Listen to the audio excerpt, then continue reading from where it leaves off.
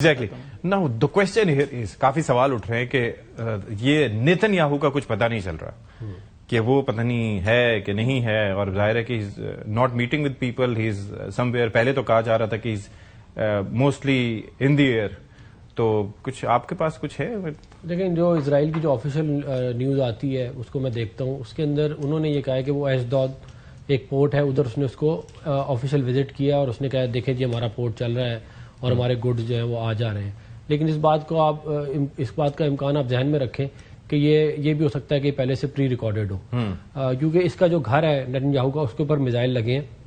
اس کے بھائی کے بارے میں بھی یہ کہا گیا کہ وہ مارا گیا ہے، لیکن کوئی تصدیق کنفرم نہیں آئی بات.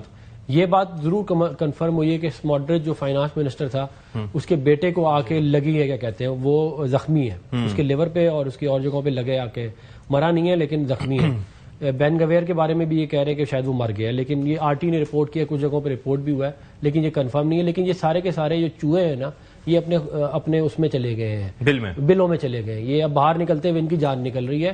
اور اگر آپ تو ضروری ہے کہ اسرائیل میں کیوں ہو سکتا ہے ادھر ادھر ان کے ہاں یہ ادھر چلے آتے ہیں، چاہنے والے بھی تو بہت ہیں. یہ پہلے چلے آتے تھے، سائپرس چلے جائیں کہ ادھر وہ چلے ادھر پہلے یہ چلے آتے تھے، لیکن جب سے ایرانی یہ جو ڈرون آ کے لگنے شروع ہوئے نا تو وہ سارے ڈرنے لگ گئے کہ یہ کہیں ہمیں بھی آ کے نہ لگ جائے.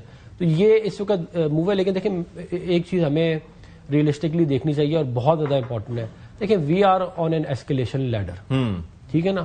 ایک چیز وہ مارتے ہیں، یہ اس کے جواب میں مارتے ہیں. ایک چیز at some point in time on that escalation ladder there will come a point when they will actually fire a nuke.